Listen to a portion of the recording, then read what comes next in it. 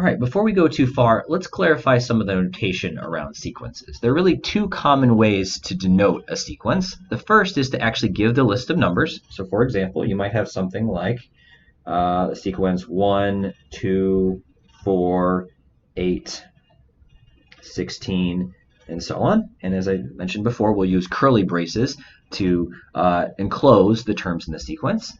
Alternatively, if you can find the pattern, sometimes you can just write the formula to calculate the terms in the sequence and clarify where it starts. So for in this case, for example, each term is twice the one before it.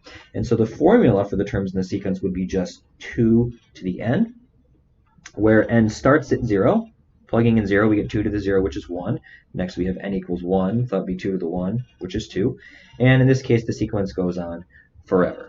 Okay, so you can use curly braces with a list. You can also use curly braces with the formula. And you have to just clarify then where does the sequence start and how long does it go.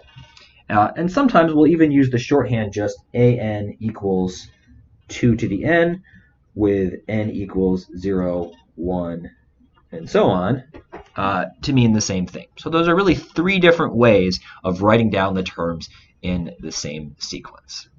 Now, one of the things that you're going to want to be able to do is to actually convert back and forth between these different ways of representing a sequence. So for example, if you are given a formula, it would be reasonable to ask you to write down what are the terms in the sequence. So if the rule for the sequence is something like an equals 1 over n, you should be able to identify that what that means is, well, assuming n starts with, say, 1,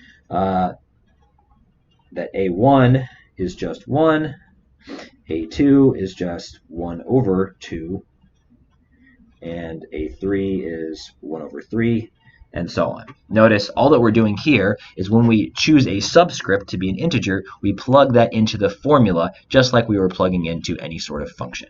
All right, so that's problem type 1 that you should be prepared for, identifying the terms in a sequence, and that's pretty straightforward. The second thing that you should be prepared to do is actually, from the terms in the sequence, try to find a formula for it.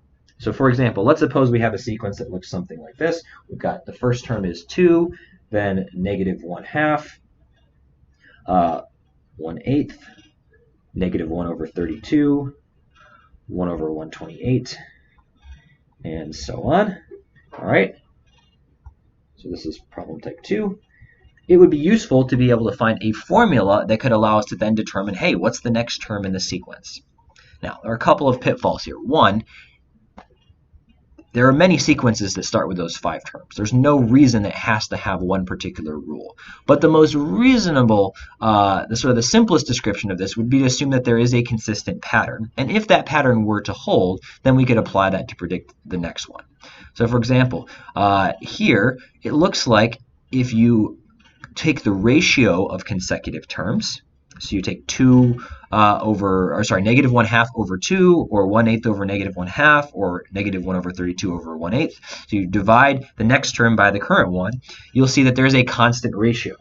So if I take an plus 1 and divide by an here, I will get actually a value of negative 1/4. And what that means is, if we just rearrange that equation, an plus 1 is just negative 1/4 times an. So every subsequent term is just, well, a quarter of the previous one with a sign change. All right, and so we can actually write this down in closed form. The first term would be 0, so we'll say an is equal to 2 times, since for each term we multiply by a factor of negative 1/4, we'll put a negative 1/4 factor there. And then we just need to determine how many times to multiply by. And if we're at the 0th term, so if we're calling this a 0, we want 0 of those. If we are at the first term, we want to have one factor of negative 1/4, and that pattern would continue and give you the correct answer for all of the subsequent terms. Now, not all sequences are going to have a nice simple pattern like that where consecutive terms have a constant ratio. However, this is a particular particularly important type of sequence. This is called a geometric sequence. And so if you do have a geometric sequence where the ratio of consecutive terms is consistent, it would be reasonable for you to be able to figure out, first of all, what is that ratio, and then how do we then turn that into a formula for the general term. In this case, what we did was we used the first term, and then we used that ratio of consecutive terms.